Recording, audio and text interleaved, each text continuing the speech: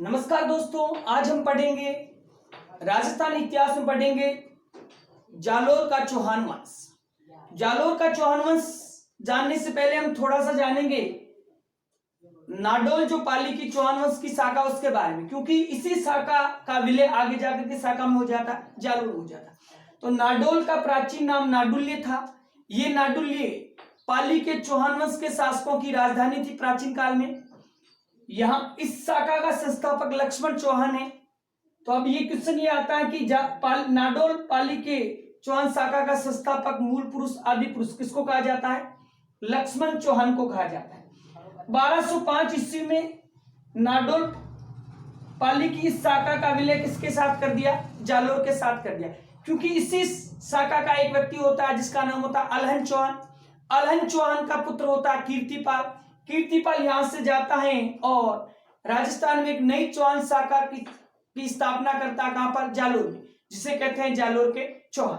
तो अब हम आगे इधर आएंगे। जालोर के नाडोल का इतना ही इतिहास है, नाडोल के चौहान वंशों का इतना ही इतिहास है जो मैंने आपको बता दिया है, क्योंकि यहां से जाता है कीर्तिपाल। अब जालोर के चौहान वंश में हम आएंगे कि जालोर का प्राचीन नाम क्या था? जबालीपुर था। क्या नाम था? जबालीपुर। अब जबालीपुर से जालोर नाम पड़ने के दो कारण बताते हैं, क्योंकि यहाँ पर एक तो जबाली मुनि का क्या था? एक आश्रम था, तपोस्थली थी। दूसरा यहाँ पर जाल वृक्ष की अधिकता होने के कारण, जाल एक वृक्ष है, इसकी अधिकता होने के कारण, और इस वृक्ष से जो फल लगते हैं, फलों को क्या कहते हैं? पीलू कहते हैं। फलों को पीलू कहते हैं। जाल वृक्ष की अधिकता होने के कारण इससे क्या कहा जाता है? जालोर नाम पड़ा। अब 10वीं शताब्दी के आसपास, यानी 10वीं शताब्दी के अंत में, यहाँ पर धार एमपी में जगह, धार में एक शाखा होती है किस वंश की? परमार वंश। धार के परमार वंश का शासन था।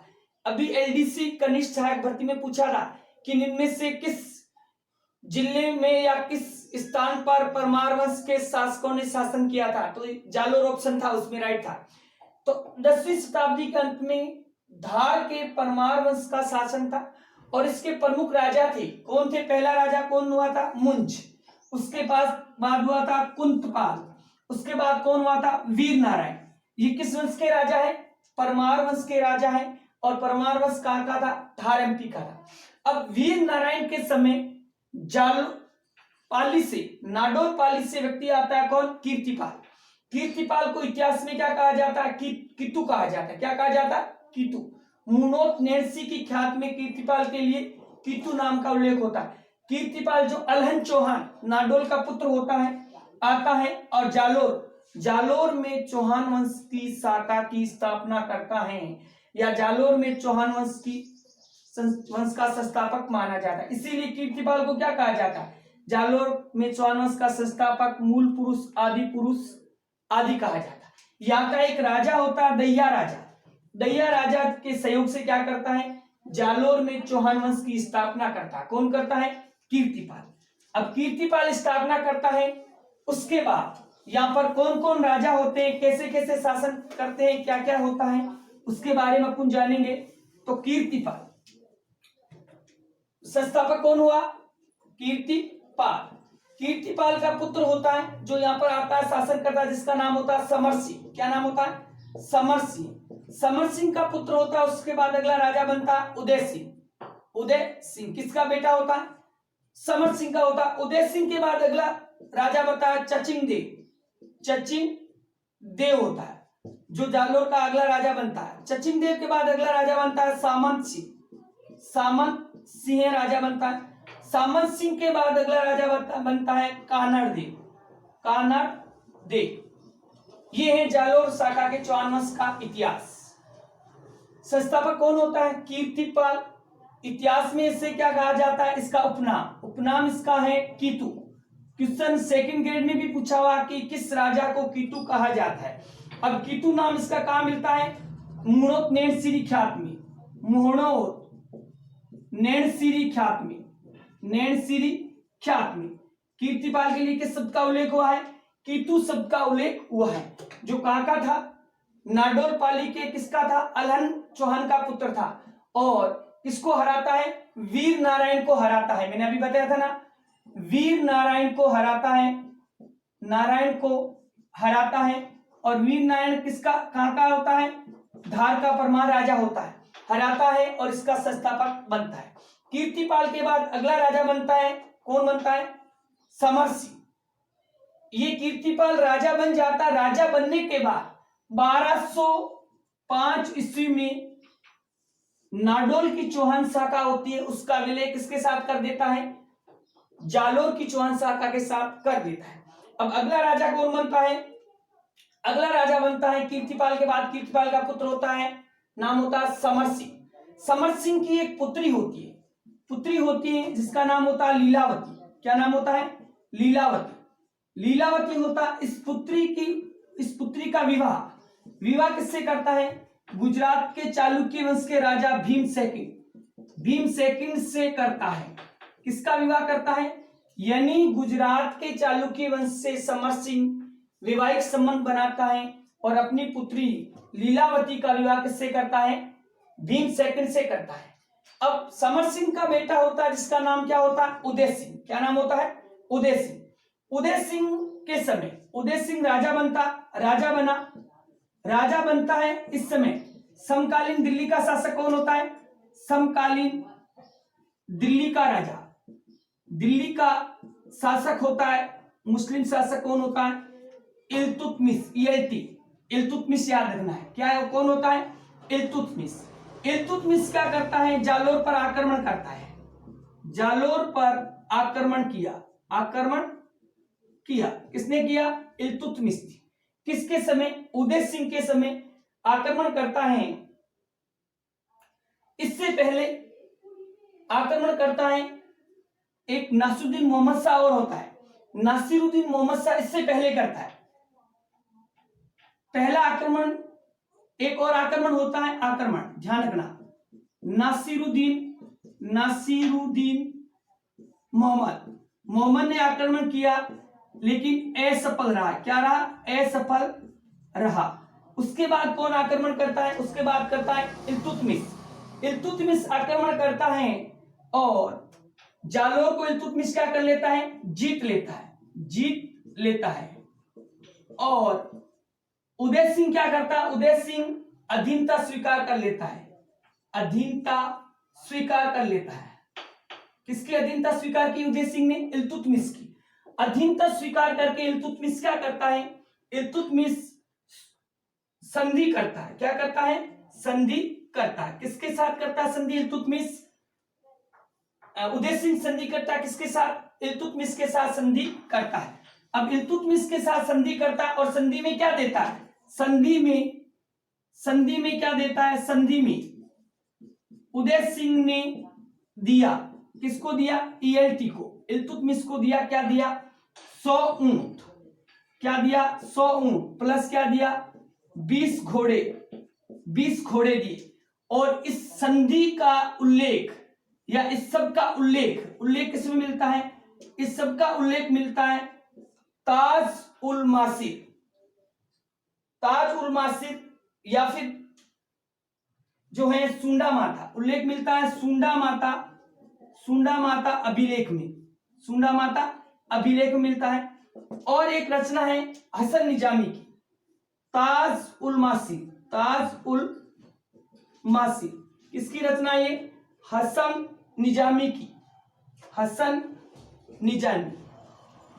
निजामी की रचना है। इस रचना में इस संधि का उल्लेख मिलता है। देखो, राजा कौन होता है जालोर का? उदय सिंह। समकालीन दिल्ली का राजा कौन होता है? इल्तुतमिश जालोर पर क्या करता है?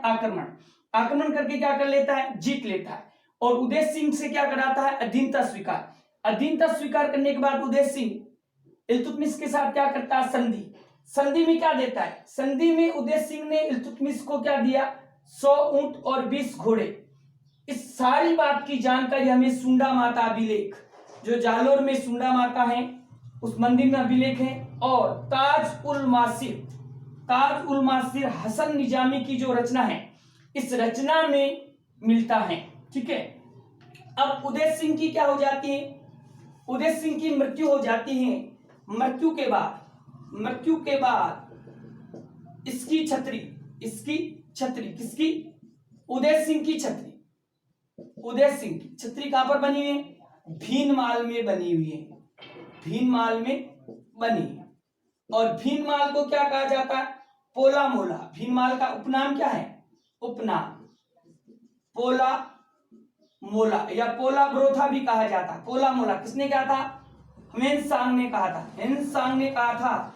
ह्वेनसांग जब भारत यात्रा आता चीनी यात्री तो भीनमाल पर भी जाता है और इसके लिए किस शब्द का प्रयोग करता है? पोला मोला या पोला ब्रोथा शब्द का प्रयोग करता है।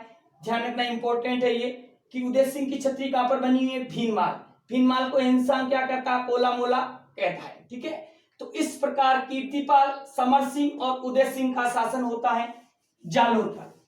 अब उदय सिंह के बाद अगला राजा कौन बना था? मैंने अभी बताया था चचिंग देव।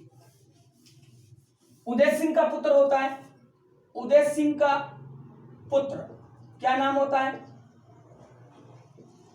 चचिंग देव। क्या बना? राजा बना। किसका पुत्र होता है? उदय सिंह का नाम क्या होता है? चचिंग देव। क्या बना? जालोर का शासक बना। अब ये जब शासक बना था, कब बना था? राजा बना 1257 से लेकर 1282 के बीच में इसने शासन किया था। अब इसके समय जालोर पर कोई मुस्लिम आक्रमण नहीं हुआ था। मुस्लिम आक्रमण नहीं हुआ। ध्यान रखना, ये भी लाइन क्वेश्चन आया हुआ है कि निम्न में से किस जालोर चौहान शासक के समय जालोर पर कोई मुस्लिम आक्रमण नहीं हुआ? तो क्या लिखोगे? चचिंग देव। चचिंग देव। इसके बाद में अगला राजा कौन बना था? नेक्स्ट बना था सामंत सिंह। कौन बना था? सामंत सिंह। सामंत सिंह कब रहा था? 1282 से लेकर 1305 तक राजा रहा। कौन रहा था? सामंत सिंह। अब जब सामंत सिंह राजा बनता है तो सामंत सिंह के समय अब समकालीन दिल्ली राजा कौन होता है? समकालीन दिल्ली का शासक, दिल्ली का शासक कौन होता है? बलवन होता है। बलवन होता है। बलवन क्या करता है? अपने सेनापति होता है। सेनापति को कहां भेजता है? सेनापति का नाम क्या होता है? सेनापति का नाम होता है नूर मोहम्मद। नूर मोहम्मद को कहां भेजा? जालोर भेजा। क्या किया? आक्रमण करने जालोर भेजा। लेकिन इसका आक्रमण क्या रहा? असफल रहा।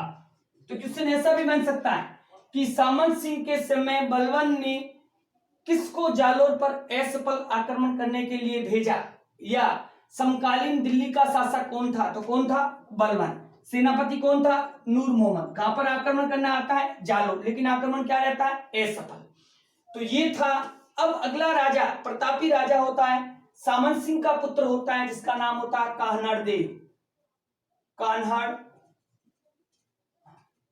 कान्हाड़ देव। किसका राजा होता है? जालोर का राजा बनता है। किसका पुत्र होता है? सामंत सिंह का पुत्र होता है कान्हाड़ देव। राजा कब बना? 1305 से 1311 के बीच में किसका शासक होता है? कान्हाड़ देव का। अब कान्हाड़ देव के बारे में जानकारी मिलती है। जानकारी हमें किससे मिलती है? एक तो मिलती है रचना है किसकी? कान्हाड़ देव प्रबंध। किसकी रचना है? पद्मनाभ की। कान्हाड़ देव प्रबंध पद्मनाभ की है। दूसरा है विरमदेव सोनगरारी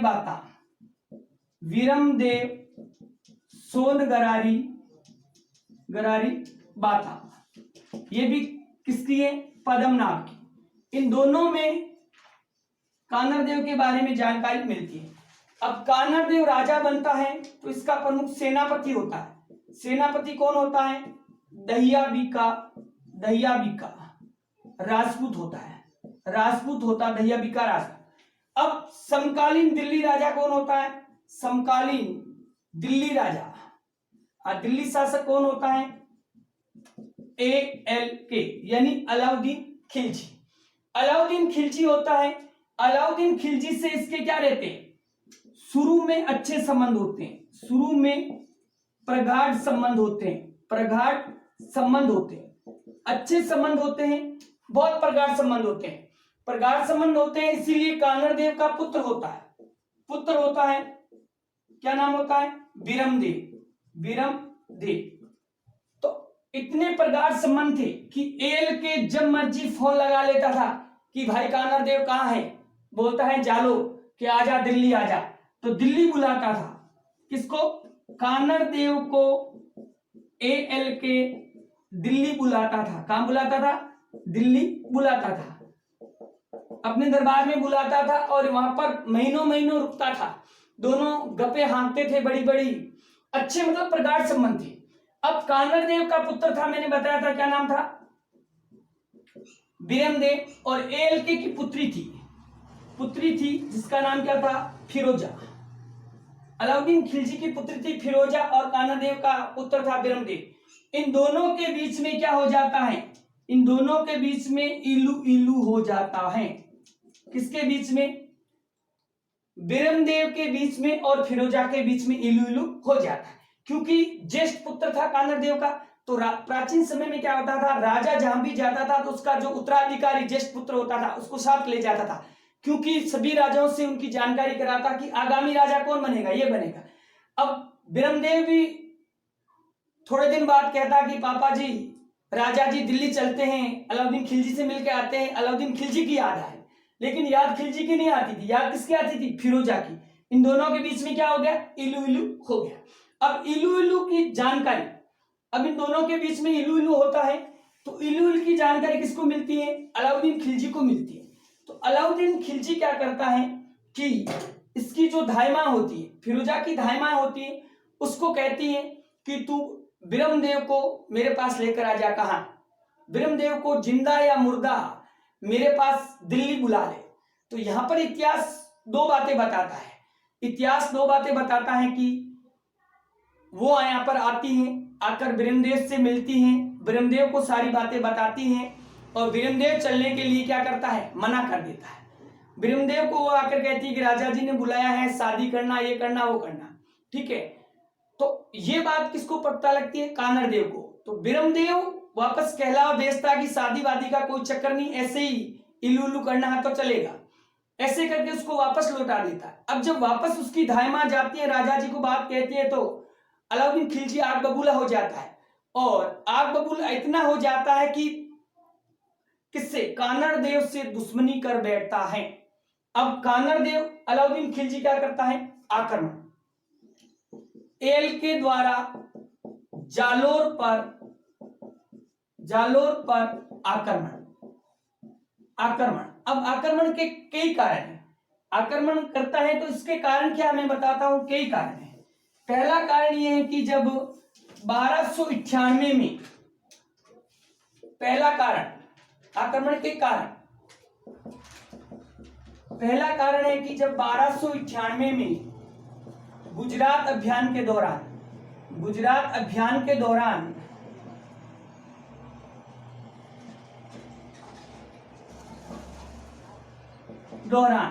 एएलके की सेना यहां से धन लेकर वापस दिल्ली लौटती है, गुजरात पर आक्रमण करती हैं और वहां से अपार धन लेकर वापस दिल्ली जाती हैं। तो कहां से गुजरती हैं? जालोर के सीमा से गुजरती है।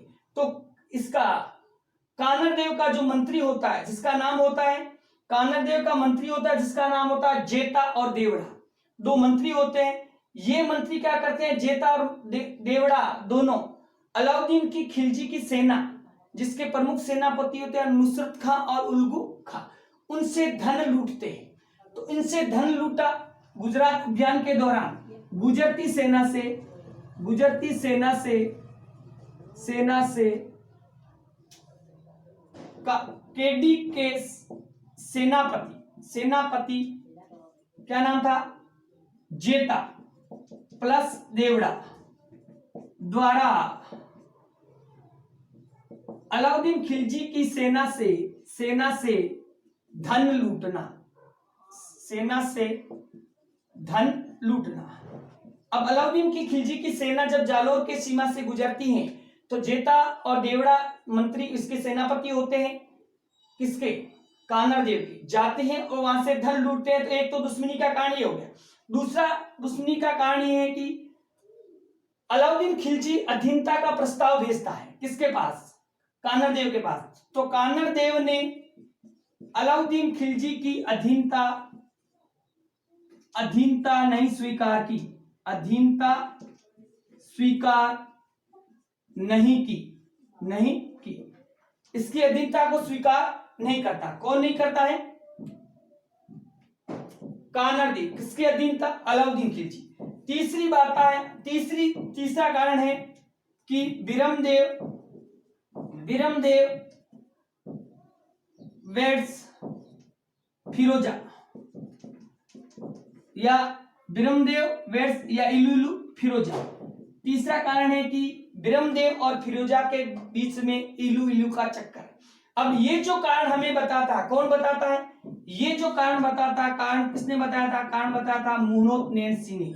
मुनोत नैन्सी ने अपनी नैन्सी की ख्यात में ये कारण बताया और इन्होंने कहा कि अलाउद्दीन खिलजी द्वारा जालोर पर आक्रमण करने का प्रमुख कारण क्या बताया?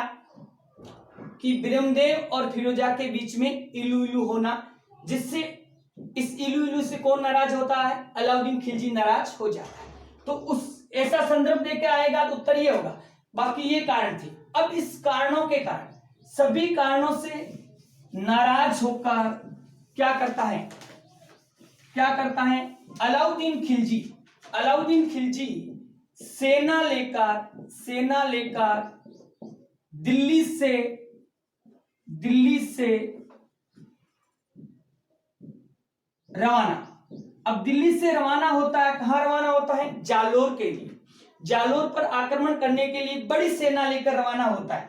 अब सेना लेकर रवाना होता है तो रास्ते में, जैसे ही मैं आपको बताऊं कि हमारा ये राजस्थान है, ये हमारा राजस्थान है, ये दिल्ली है, ये क्या है? हमारी दिल्ली है, ये राजस्थान है।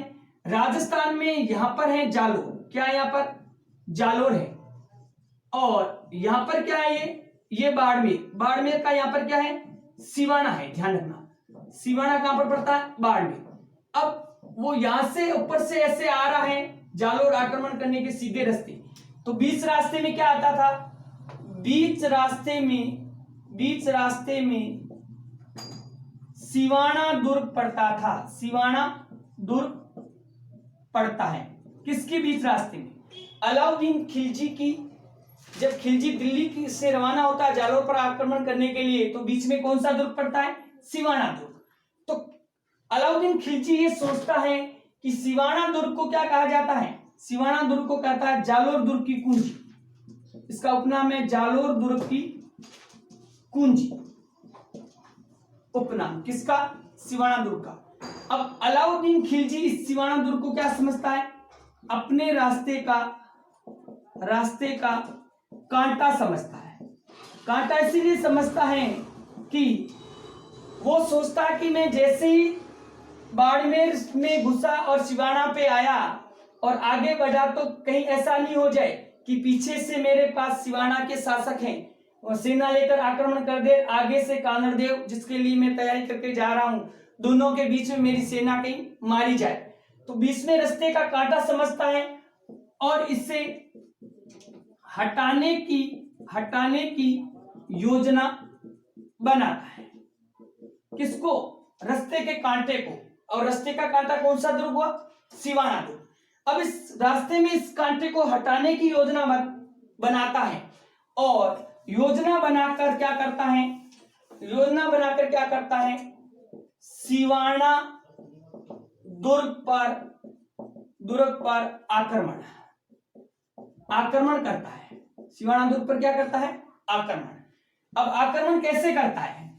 ये रास्ते में है, कांटा हटाता है, आक्रमण करता है। अब सिवाना का यहाँ का राजा कौन होता है? राजा होता है सातल या शीतल देव। अब इसका सेनापति होता है, क्या नाम होता है? भांवले होता है। और इधर आक्रमण, दोनों के बीच में आक्रमण कौन करता है? अलाउद्दीन खिलजी का सेनापति होता है। सेनापति कौन होता है? कमालुद्दीन तुर्क। कौन होता है? कमालुद्दीन कुर्ब मुख्य सेनापति होता है। अब कमालुद्दीन कुर्ब क्या करता है, इसका सेना का नेतृत्व करता है। और ये जो भांवले हैं, भांवले जो सेनापति होता है, ये क्या करता है, विश्वासघात, किसके साथ, विश्वासघात करता है। किसके साथ करता है विश्वासघात, शीतल देव या सातल देव अपने राजा के साथ विश्वासघात करता है। और क्या करता है, दुर्ग में एकमात्र जल स्रोत कौन सा होता है, जल स्रोत, पानी के कुंड, जल स्रोत में गाय की हड्डियों का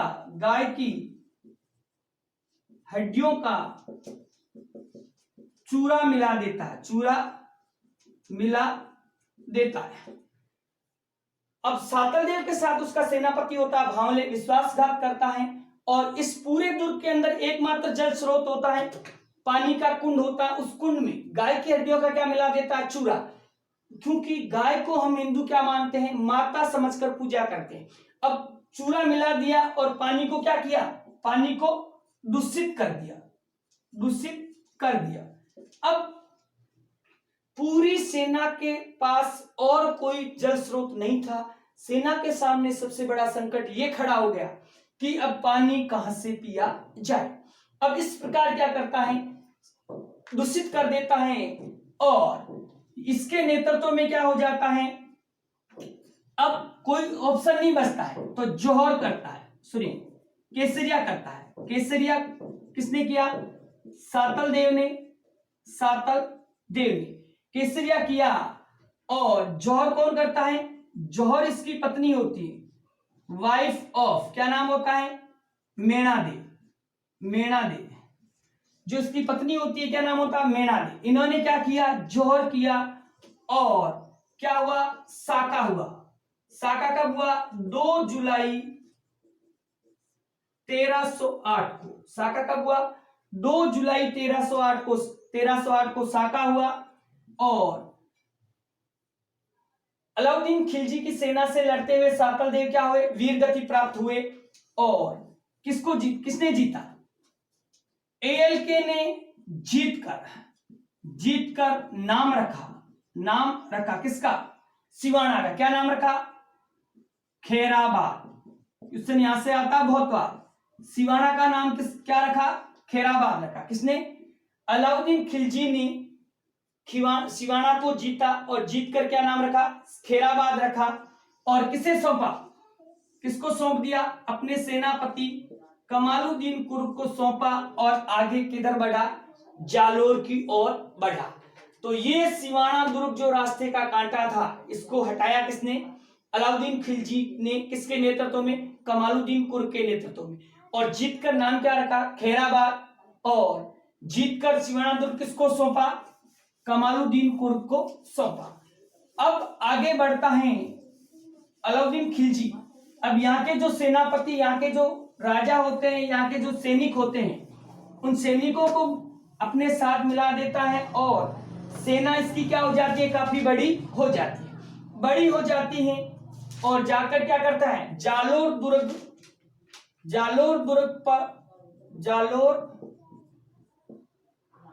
पर घेराबंदी करता है।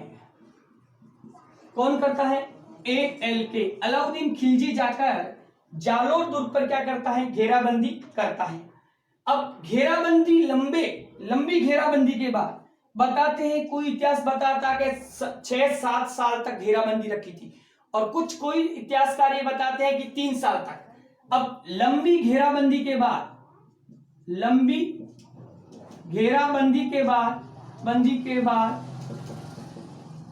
आगे नहीं बढ़ सका। क्यों, क्योंकि जालोर दुर्ग जो है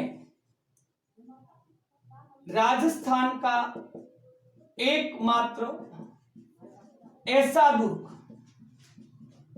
जिसका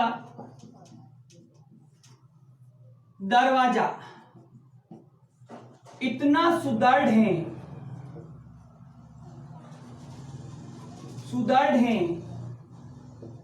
कि कोई दुश्मन खोल नहीं सका। यानी जालोर दुर्ग का जो दरवाजा है इतना सुदृढ़ है कि कोई भी दुश्मन आज तक खोल नहीं सका।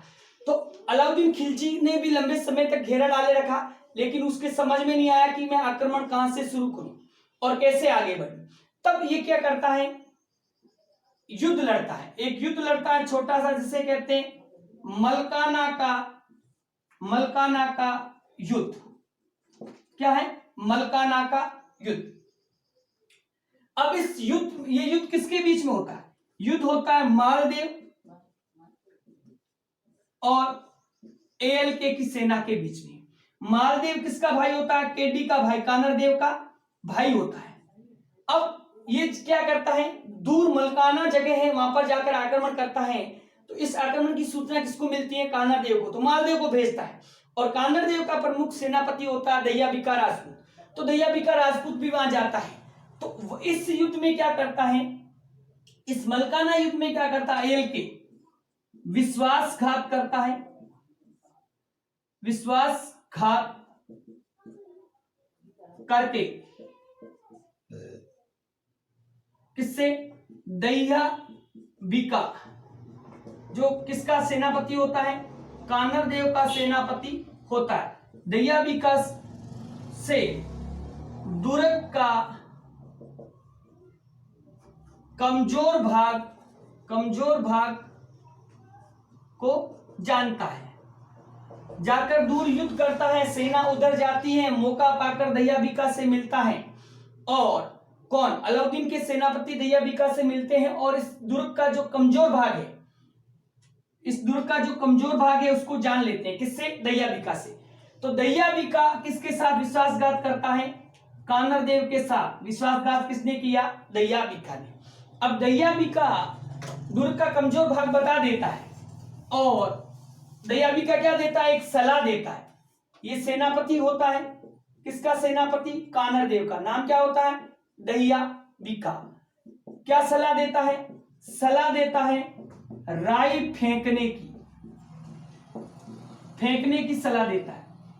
और राई एक ऐसी फसल है कि एक तो सबसे जल्दी उगने वाली फसल है कम समय में, दूसरी इसको एक इतनी चिमटी भर मिट्टी भी मिल जाएगी तो भी अंकुरित हो जाएगी। तो इन्होंने कहा कि दुर्ग के चारों तरफ राई फेंक दो, जहां पर कमजोर भाग होगा, जहां पर मिट्टी जमा होगी वहां पर राई उग जाएगी। और दूसरे दिन जहां पर हरियाली नजर आए उधर से आक्रमण कर देना। यह सलाह कौन देता है? दह्याबिका। इसीलिए इस दुर्ग के लिए कहा जाता है, एक कहावत भी है, राइयों के भाव कहावत। क्या है? राइयों के भाव राते ही गए हैं। ये कहावत किस दुर्ग के लिए प्रचलित है? जालोर दुर्ग के लिए। इस कहावत में एक बात है छोटी सी, कि एक राजा था। राजा के दो पुत्र थे जो विदेशों में कमाते थे, बहुत अच्छा बिजनेस चलता था। एक सेठ था, राजा नहीं था, एक सेठ था। सेठ के दो पुत्र थे जो विदेशों में कमाते थे, अच्छा बिजनेस चल रहा था। और सेठ जी ने भी शहर के बीचों बीच मेन गढ़ के बीच में दुकान लगा रखी थी, बहुत अच्छा धंधा चल रहा था। तो रात में क्या, 4 चोर घुसे घर के अंदर। अब सेठ और सेठानी दोनों जग गए थे, उनको पता लग गया चोर घुस गए, लेकिन अब क्या करें। वो बोले आवाज करेंगे तो ये मार देंगे। तो बढ़िया पता है, बढ़िया बुद्धि से काम लेता है। तो सेठ सेठानी दोनों आपस में जोर से बात करते हैं कि तूने सुना क्या, अभी छोरे का विदेश से फोन आया है कि जो अपने पास राइयां कितनी हैं घर पे। वो सेठानी कहती है कि 2 कुंटल पड़ी है। तो राइयों के भाव 100 गुना हो गए। जो पहले 100 रुपए किलो बिकती थी, अब वो बिकेगी 1000 रुपए किलो। तो अभी अपना सोना चांदी पैसा ये कुछ भी नहीं, राइयों के इतने पैसे आ जाएंगे कि अपने तो भंडार भर जाएंगे सारे। तो सबसे पहले अपने जो बाजार में सेठ जी की बीचों बीच दुकान है ना, वहां जाकर राइयां बेचनी, अपने को ही बेचनी, और दुकान ही अपनी है वो बताता है। और अपने ये सोना चांदी छोड़ो, इनको कुछ नहीं करना, अपने तो राइयां बेचनी है, फिर विदेश चलेंगे, ऐस करेंगे। तो वो चोर सारी बात सुनते हैं। एक चोर कान लगा के बात सुनता है, बाकी 3 चोर उसकी जो सोना चांदी रुपयों की पोटलियां बांधते हैं। तो वो आकर जल्दी कहता है कि ये पोटलियां खाली करो। और देखो यहाँ राई है 2 कुंटल, तो वो देखते हैं राई होती है 2 कुंटल, 50-50 किलो की 4 पोटलियां बांधते हैं, लेकर चले जाते हैं। दूसरे दिन सुबह जल्दी उठता है सेठ और अपनी दुकान खोल के बैठ जाता है, और वो सेठ बैठ जाता है, उधर से वो चारों चोर पोटलियां लेकर आते हैं, बोलते हैं सेठ जी राई क्या भाव है? बोला राई तो 50 रुपए किलो। बोला रात तो बता रहे थे कि 1000 रुपए 10,000 रुपए किलो ऐसे बता रहे थे। बोला राइयों के भाव तो राते ही गए। तो ये कहावत है। अब क्या करता है? अब करता है अलाउद्दीन खिलजी का आक्रमण। अलाउद्दीन खिलजी का आक्रमण। अब युद्ध होता है, किसके बीच में होता है? इधर होता है कानरदेव केडी और इधर होता है ALK। ALK का सेनापति कौन होता है? नेतृत्व करता है सेनापति कमालुद्दीन कुर्क। मैंने आपको पहले ही बताया था, जो जालोर दुर्ग इसको ही सौंपा था, कमालुद्दीन कुर्क। ये क्या करता है? ALK का नेतृत्व करता है। उधर कानरदेव होता है, कानरदेव का पुत्र होता है, कौन होता है? बीरमदेव होता है। अब विश्वासघात कौन करता है इसके साथ? मैंने आपको बता ही दिया, विश्वासघात दयाबिका करता है। विश्वासघात। अब विश्वासघात दयाबिका करके दयाबिका चला जाता है। दयाबिका जब रात में अपनी रानी को बताता है कि मैंने आज बहुत अच्छा काम किया, कि अलाउद्दीन की खिलजी की सेना को मैंने दुर्ग का कमजोर भाग बता दिया। जब उसकी रानी ये बात सुनती है तो उसको कहती है कि नीच पापी दुष्ट, तूने जिसकी तू खारा बाजरी, उसी के साथ विश्वासघात कर रहा, यानी उसके साथ धोखा कर रहा। तो उसकी रानी उसकी कटार लेकर दयाबिका के पेट में घोंप देती है और दयाबिका की हत्या करके और रातों रात भागती है किसकी तरफ? कानरदेव के पास। और कानरदेव को यह बात बताने के लिए कि तुम सचेत हो जाओ, दुश्मन आक्रमण करते। जब तक यहां पहुंचती हैं तब तक क्या होता है? तब तक दुर्ग के अंदर अलाउद्दीन खिलजी की सेना क्या करती है? सेना अंदर पहुंच जाती है। तो आक्रमण हो जाता है, कमजोर भाग से आक्रमण कर देता है, सेना पहुंच जाती है और इधर क्या होता है? कानरदेव और बीरमदेव उसका पुत्र क्या करते हैं? केसरिया करते हैं। और इसकी जो पत्नी होती है जिसका क्या नाम होता है? कानरदेव की जो पत्नी होती है जिसका नाम होता है जेतल देव क्या करती हैं? जौहर करती हैं और दोनों मिलकर केसरिया और जौहर दोनों मिलते हैं तो क्या होता है? साका होता है। क्या होता है? साका। तो ये इस प्रकार साका हुआ और जालोर के चौहान वंश का जो अंतिम शासक होता कानरदेव, इसकी शाखा यहां समाप्त हो जाती। और आक्रमण किया और इसको क्या किया? जीत कर क्या किया? अधिकार करके नाम क्या रखा? जालोर का नाम रखा जलालाबाद। क्या नाम रखा? जलालाबाद। सिवाना का नाम रखा था खैराबाद, जालोर का नाम रखा जलालाबाद। दुर्ग पर अधिकार करता है और जलालाबाद नाम रखता है। अब क्या करता है? यहां पर इतिहास बताते हैं। कुछ इतिहासकार कहते हैं कि कानरदेव और पुत्र बीरमदेव ने युद्ध लड़ते हुए वीरगति प्राप्त की, और कुछ इतिहासकार ये कहते हैं कि दोनों जाते हैं दुर्ग के अंदर। आशापुरा माता का मंदिर होता है जो जालोर के सोनगढ़ा चौहानों की कुल देवी होती है। उस मंदिर में जाकर और कटार घोंपकर दोनों आत्महत्या कर लेते हैं। अलाउद्दीन की खिलजी की सेना से नहीं मारे जाते, लेकिन कुछ कहते हैं कि अलाउद्दीन की खिलजी की सेना का सामना करते हुए मारे जाते। अब अलाउद्दीन खिलजी आक्रमण किया, जीता, और जीत कर क्या किया? इन्होंने इसके अंदर जो थी, पहले तो इसके अंदर क्या बनाता है? फिरोजा इसकी पुत्री होती है, इसका मकबरा बनाता है। इसका बनाता है फिरोजा का। अब इसको एक और क्या करता है? तो संस्कृत पाठशाला थी इस दुर्ग के अंदर थी पाठशाला। इसको क्या करता है? तुड़वाता है। तुड़वा कर क्या बनाता है? तोप की मस्जिद बनाता है।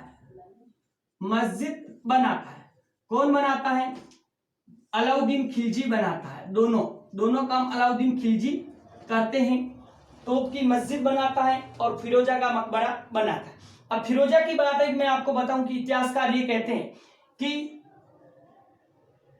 बिरमदेव को अलाउद्दीन खिलजी जब वहां, बिरमदेव कई बार अपने आप, फिर पहले तो अपने पापा के साथ जाता था मिलने के लिए फिरोजा से, फिर अकेला ही चला जाता था और दिल्ली चला जाता था, और फिरोजा और बिरमदेव दोनों यमुना नदी की वादियों में घूमते थे, ऐसा इतिहासकार कहते हैं।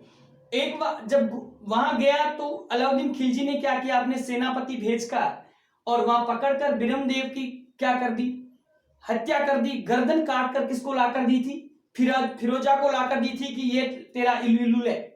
फिरोजा ने बिरमदेव को देखा इस अवस्था में, तो फिरोजा उसकी गर्दन को लेकर भागती हैं और भागकर सीधी यमुना में जाकर कूद जाती है। यमुना में कूदकर अपनी आत्महत्या कर लेती है, यानी अपनी ये लीला समाप्त कर लेती है। कुछ इतिहासकार ये भी बताते हैं। तो इस प्रकार जालोर का